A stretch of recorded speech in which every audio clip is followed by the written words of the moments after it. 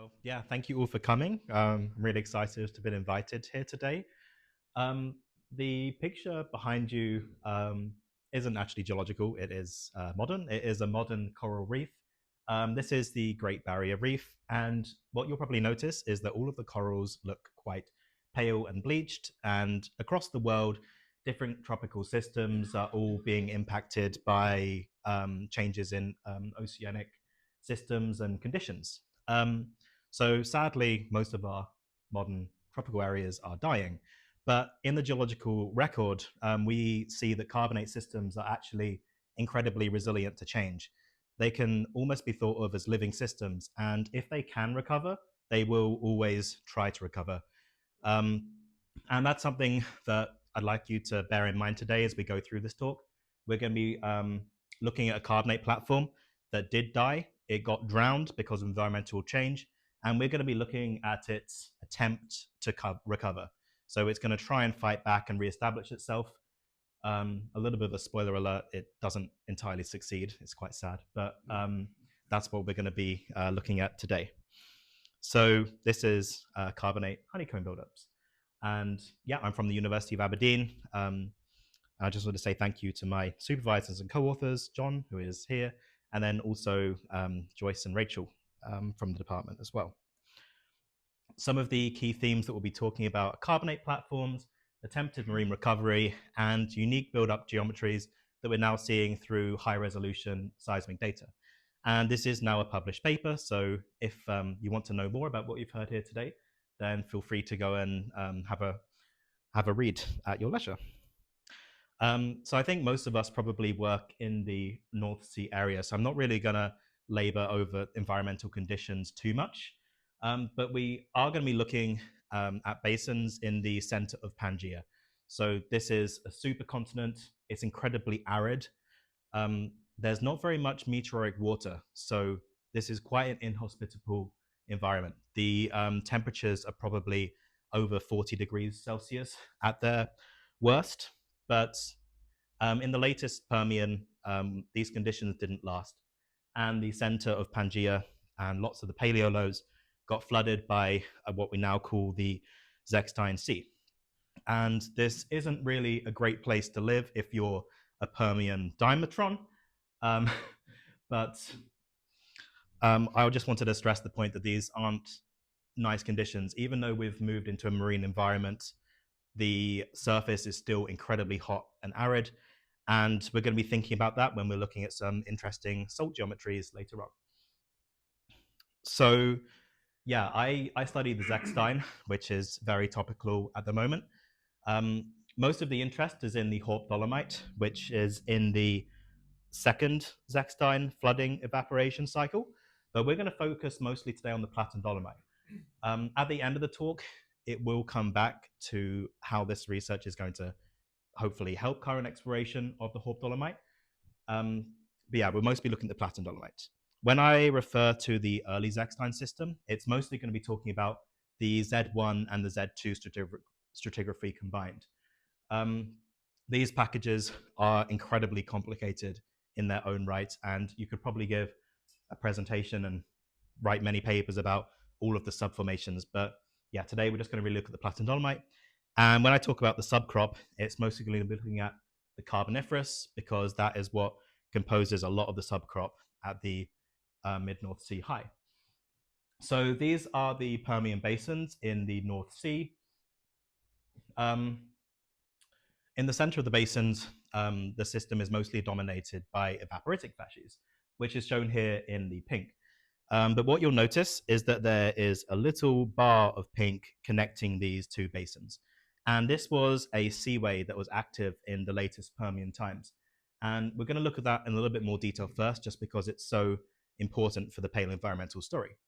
As Hank mentioned, last month we went to the Netherlands to deliver a core workshop, and we traveled by ferry.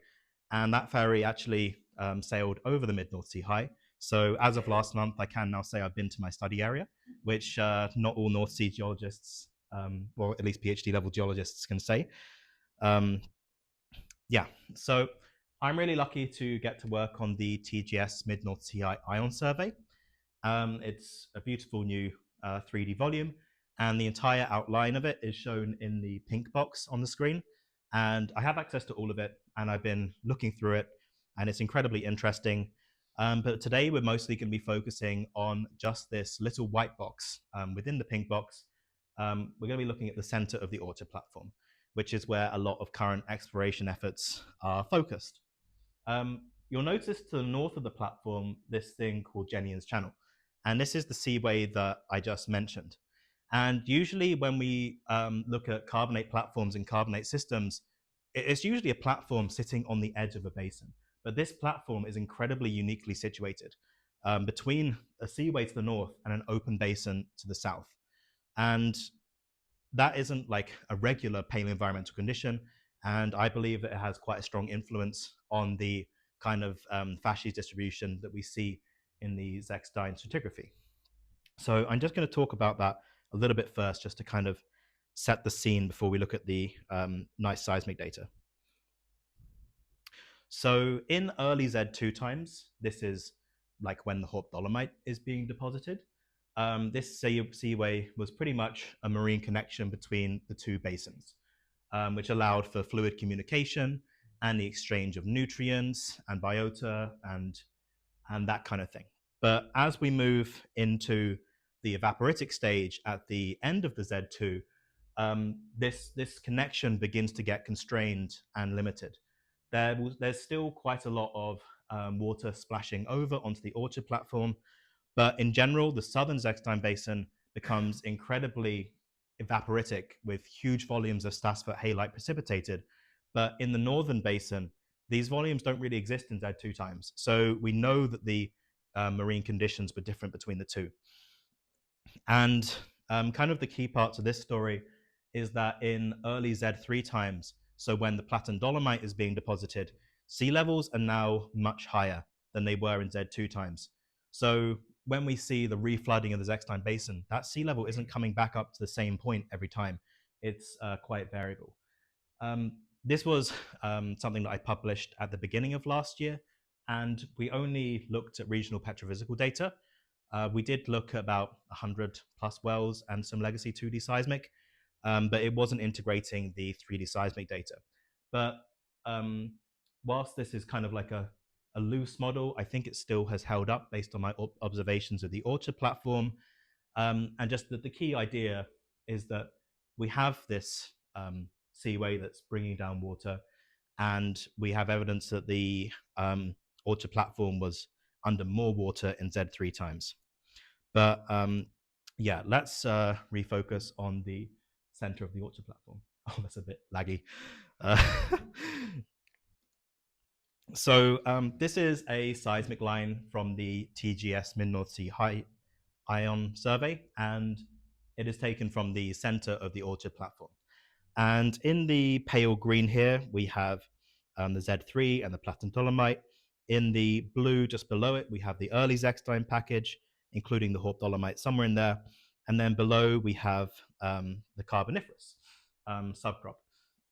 And the thing that immediately caught my eye was this very, very unusual bumpy texture in the Plattendolomite. I had no idea what it was. I'd never seen anything like it before. And some of the older data sets that I was working on didn't really pick up on this in the seismic resolution. So we have all of these bumps that are bordered by lows. And what's quite interesting is that these lumps usually correlate to what is happening below them. So we have a whole system of different little faults and actually some other paleotopographical features below the bumps. And they seem to encourage growth in the early Zechstein package, which is then followed by one of these major Plattendolomite bumps. You can see those perhaps even more clearly in this seismic line.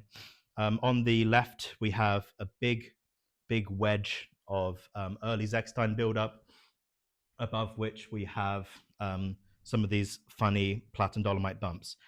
And between these structures, we have a very, very thin layer of deposition. And this layer is actually very even across the platform. It pretty much is always the same level, But you'll also notice that the top of these bumps or ridges are pretty much always coming up to the same height as well. So it's actually a very predictable geometry. We have very thin carbonate deposition, but then in certain circumstances, we suddenly have a different level of carbonate growth. In the center of this cross section, you'll see a little layer of pink. And this is what I've been calling salt lakes. So in those Z2 Stassfurt halite evaporitic times, water was splashing onto the orchard platform from that seaway to the north and basically filling up these paleolows in the platform. These are not actually insignificant volumes of halite. Like this particular one, I think it's at least 150 meters thick. So it's not small scale evaporite deposition, but it is very, very locally confined. You'll see within here, the seismic reflectors are actually very flat. Like this halite is not very disturbed. Even if you just look at the halite above it, there's more disturbance there. But the halite protected in these little pockets is very laminated. Above the center of this lake, you'll notice another one of these strange little buildups.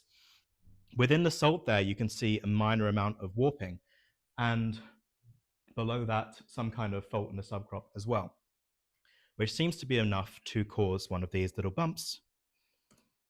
And just to further hammer home the point that there is really a story of inheritance here, in this part of the center of the platform, every time you get a bump in the early Zechstein system, you're getting a major raise in the Plattendolomite. And again, another one of these raises sitting above a salt lake, all of which are connected to different activities in the subcrop. And for example, here we have a little horse block sitting there that seems to be inciting carbonate growth. So when I started looking at these structures, I was trying to work out in my head whether they were isolated blocks like little chimneys growing or whether they are connected. And it turns out the system is very much connected. So in this map, this is a depth map to the top of the Plattendolomite surface. You'll notice lots and lots of little ridges that are all connected. And between those ridges is a high frequency network of little lagoons. And this is what we have been referring to as the honeycomb texture. So all of these structures are essentially connected over the platform in a high frequency network of ridges and lagoons. You can see some of these huge structures in here as well. And this is just above some of those salt lakes that we are looking at. So in Z3 times, those paleotopographical lows have been preserved as we move up the stratigraphic system. And yeah, so I guess that just helps build the idea of inheritance. So the next map I have is actually the exact same surface as the one we were just looking at. I took this surface and I ran it through dip extraction attributes to try and work out the geometries of what was going on the platform. And to the south, you can kind of see a lot of this smearing of yellow, and that's because the dips are becoming more shallow and spread out, and we're moving into the basin here. But in the platform itself, all of these yellow lines are the edges of the honeycomb structures, and there's no smearing in here. Like all of these are incredibly even. It's the same width every single time, which is showing you that the edges of these honeycomb structures are uniform and predictable. In here, we also have the salt lakes, which are now highlighted in white. And I think you can just about see below the salt lakes, we have some lines as well. And these, again, are the edges of those honeycomb ridges. And these ridges are running in straight lines, essentially, across salt lakes that were once huge paleotopographical lows. Along some of the axes, they're reaching almost 20 kilometers.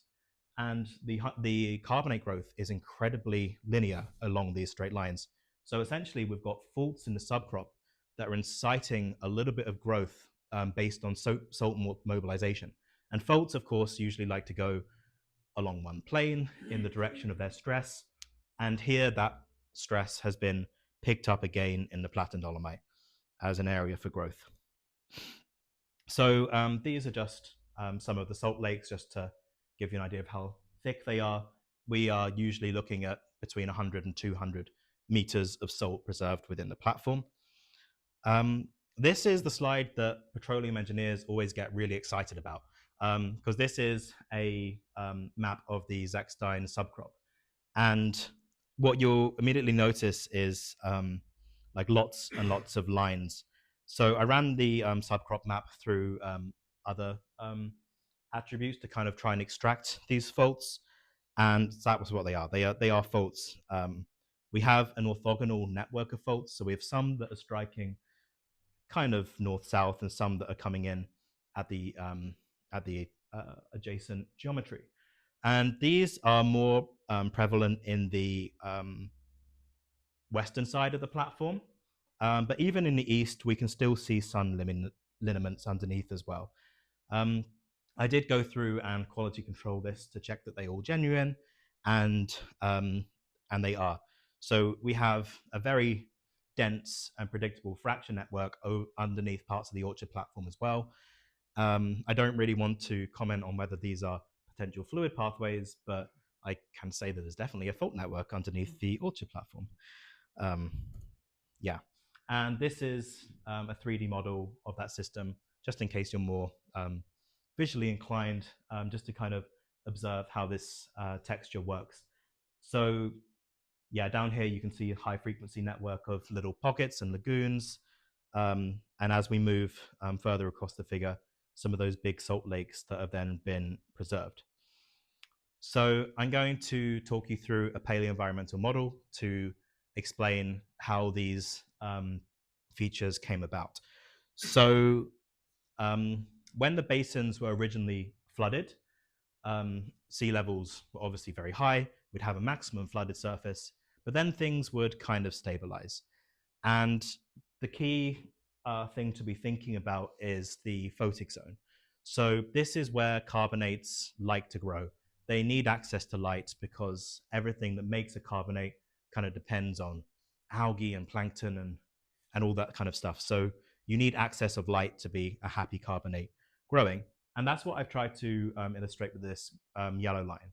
So in early Zechstein times, the subcrop, which is now the bathymetry, is within the photic zone, which means that we get the deposition of the early Zechstein system.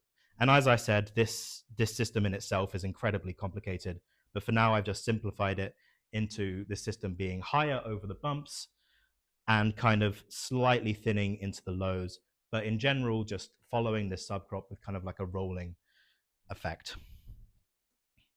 But at the end of Z2 times, we get that evaporation, which means that sea levels have fallen and all of the water that's splashing onto the platform is now becoming trapped in the paleotopographical lows and are being preserved as these salt lakes. So this is why the aridity is so important, because we're precipitating so much salt even in just this local area. And then in Z3 times, we suddenly have a higher water column. So this is what I was talking about earlier with the sea level now being higher to where it was. So from maybe like that to this. I've tried to exaggerate it just to bring it out, but essentially it's a higher water column, which means that the photic zone has in turn migrated upwards. And I've tried to show that maybe the photic zone is kind of at the same level as the bathymetry and is just being kind of like tickled with the seafloor.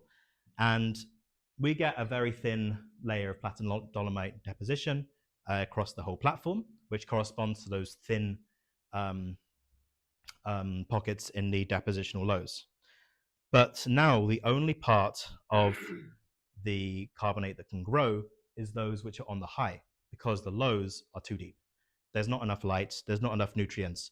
There's only these energetic highs that are going to allow for growth. And so the buildups begin aggregating, completely leaving these pockets behind, which is why we have this thin layer preserved. Then in Z3 and Z4 times, we get the deposition of more salt. There is a Z4 carbonate member, but on the Orchard platform, for what I've seen, it's not really very significant, and certainly not as resolvable as the Plattendolomite or Hauptdolomite in seismic data. So in general, we've just got these honeycomb bumps being preserved in salt. And then the last part of the model is where things get a little bit more complicated, because until now I've kind of described these honeycomb buildups as having straight sides, but that's not really the case. They're actually very, very slightly bulbous, which we'll see in a seismic line on the next slide. There's a couple ideas as to how these became bulbous. The idea that we went with was that through time and through the Mesozoic, there was the deposition of more and more sediment in the North Sea, which increased the confining pressure and began to squeeze down on the underlying salt, which was essentially smearing outwards to kind of squeeze and pop up the buildups slightly. The other idea is that this bulbous shape was caused by like progregation at the top of the buildups. I don't like that idea so much because it kind of suggests that environmental conditions had to be stable enough for the already stressed carbonate system to begin growing outwards whilst leaving behind the base of their honeycombs. Yeah, and the Z3 system is already very stressed. I've spoken to lots of people about this, and some people go one way and some people go another, but I think I'm still happy with the idea of this Triassic loading kind of squeezing the honeycomb system. And that's what we can kind of see here. So on the left, we have well 43051. And for the longest time, this well was the absolute bane of my existence because I could see a repetition of the Plattendolomite within this well. And I had no idea what was going on. I was thinking, is there a minor freshening event at the top of the Z3 that allows for localized carbonate growth? And I really didn't know what was happening. It wasn't until I could tie this well to the nice seismic data that I could see what's going on. This well actually goes through the very edge of one of the honeycomb buildups. And in the seismic data, we can see that the side of this buildup is curved. So the well enters through the Plattendolomite. Then it intercepts halite that's squeezing into the side of one of these structures. And then we go back into the Plattendolomite at the base. So the position of this well is actually really lucky because it allows us to genuinely see what's happening on the edges of some of these honeycomb buildups. Yeah, so there are some other ideas as to how these honeycombs and adjacent lows came to be. Chiefly, people talk about karstification and maybe collapse and also mobilization. Karstification requires huge volumes of meteoric water. And in the geological record, karstification isn't really predictable. Like the water is going to find its easiest pathways through a carbonate system. It's not going to leave a perfectly preserved thin layer of carbonate. There we go. A thin layer of carbonate above one of the salt lakes. It's just too unpredictable for that. But we do actually see some evidence of karstification within the Orchard platform, which this seismic line really emphasizes.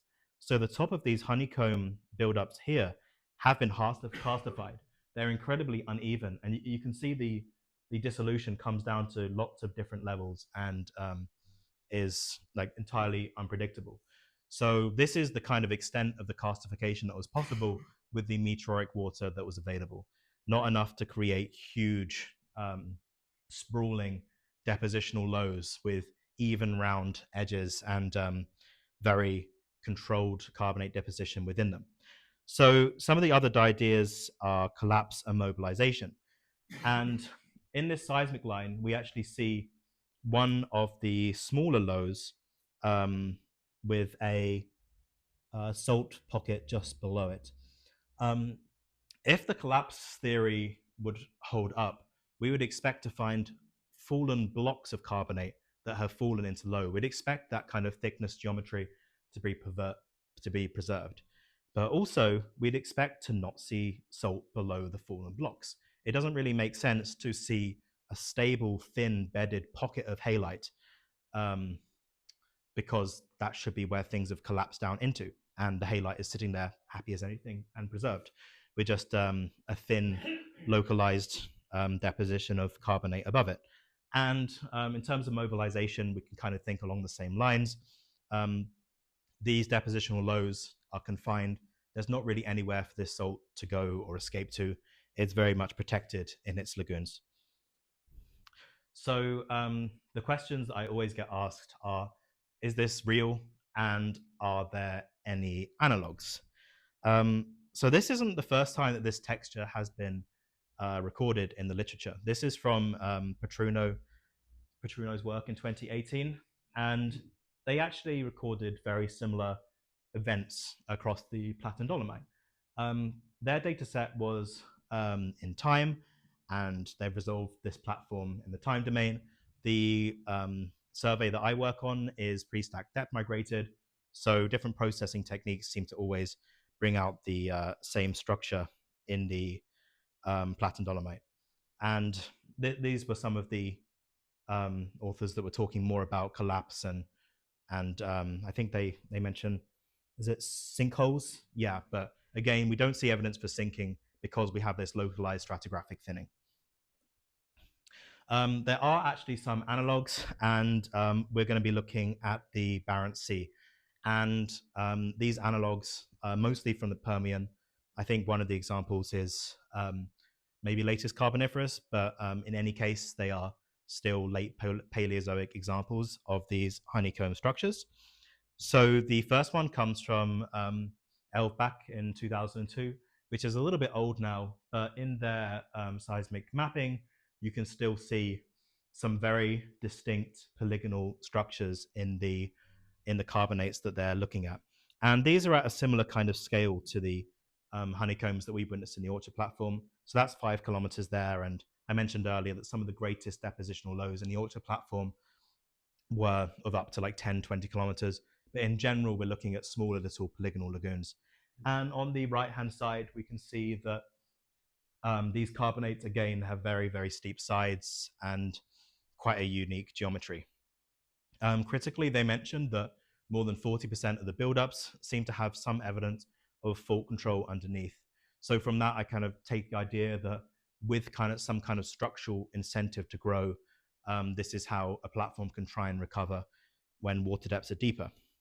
In 2015, Alves provided a more up-to-date example of what was going on in the Barents Sea.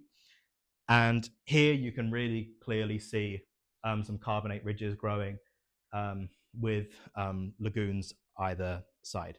And critically, they mentioned that this is associated with drowning in the Barents Sea. So whilst I may have not have come across these honeycomb structures before in the past, it seems like they do exist. They aren't by any means common, but when you have very unique environmental conditions associated with drowning and a kind of hummocky growth surface, you can begin to get these unusual carbonate geometries. So the Plattendolomite of the Orchard platform doesn't look like it's going to be very good as a reservoir. It's very tight and muddy, and yeah, all the data suggests it's not something that you really want to produce from. But I think that it could possibly be used as a predictive model to work out what's happening with the underlying Hauptdolomit. So this is one of the cross sections I showed earlier, but just zoomed in, and we're going to be looking at points 1, 2, and 3. So when it comes to Hauptdolomite exploration, I believe the kind of facies that are being targeted are the shallow marine, high energy facies, things like the shoals that are, they're not platform wide extensive. They're going to be quite local. I think so most of the understanding now is suggesting these shoals are kind of closer to the edge of the platform. But as exploration moves across the platform, it's going to be good to know what's happening inside there. So at position 1, actually, I'll just say that across the early Zechstein system, there's not really that much thickness variation. Like if you're just going into this blind, it's basically just, it looks like a layer of early Zechstein buildup. At position 1, we have a very major honeycomb ridge. It's a very wide one which for me suggests that the underlying bathymetry must have been shallow because something has incited this carbonate growth in drown conditions. So if you're thinking about Hauptdolomit facies, then maybe this could tell you that this was a slightly higher part of the platform, and that can maybe help you predict what's below. If we look at position 2, the early Zechstein system doesn't exactly look any thinner here, but the Plattendolomite above it is suddenly very thin. And in here, we do see a little pocket of salt. So that tells you this is a depositional low. And you might think, well, yeah, we can see the salt there. But across much of the Orta platform, the salt isn't really visible. You might get a slight brightening in one of your reflectors, but oftentimes it's just in there. You can't see it in the seismic data, even at its resolution. So if you were to have a really good map of the Plattendolomite, you could say, oh, we have a Plattendolomite depositional low here.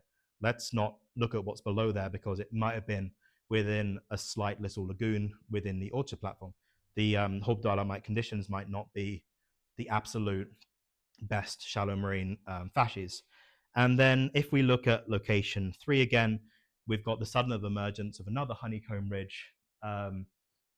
It's not exactly very extensive, but you can see on either side of this mini salt lake that early Zechstein depositional highs are controlling the growth of those buildups. So yeah, so this is what I think the best use of it is, just to help predict the Zechstein system within the center of the Orta platform. And with that in mind, maybe this will be able to help extend the play further afield. So I know some of the literature has mentioned that the cross-scan field has a similar rugosity in the Plattendolomite, and I'm not sure whether the available seismic data is enough to see such a clear system, but I believe that its texture could be found slightly further afield than just the Orta platform. When we were in the Netherlands, Henk and I were talking to some of the folks over there who work on the elbow spit high. And over there, they said the Plattendolomite is very thin and it doesn't really exist in the same way. So over there, it must be so deep water that we can't even get any carbonate deposition. But in the very in the very west of my study area, in quadrant 41, the Plattendolomite is thick and it's laminar and it follows traditional carbonate geometries. So it seems like this is just one little bracket of the mid-North Sea high where conditions were perfect for this kind of growth. And either side, the water depths were just slightly wrong, probably because of like regional tilting. But we also have the presence of this seaway, which is flowing over the Orta platform and providing all kinds of nutrients, which were maybe able to help incite the carbonate growth wherever it could, because we do have that fresh supply of water. And yeah, so just to conclude, I found a subcrop fault network which encouraged early Zechstein growth. Higher Z3 sea levels caused the upwards migration of the photic zone, and the Z3 carbonate platform attempted to recover, but could only manage a partial recovery in a honeycomb texture. So to bring it back to the first slide, maybe in a few 100,000 years when sea levels are far higher, maybe we may get similar geometries around the world as our modern carbonate systems try to recover after environmental catastrophe and sea level rise. So yeah, thank you for listening, and I'll just leave that slide up for questions. I have a few more slides about some of the core I brought, but I thought maybe we could have some questions first if there are any, and then maybe have a quick flick through, if that's okay. Yeah? Yeah?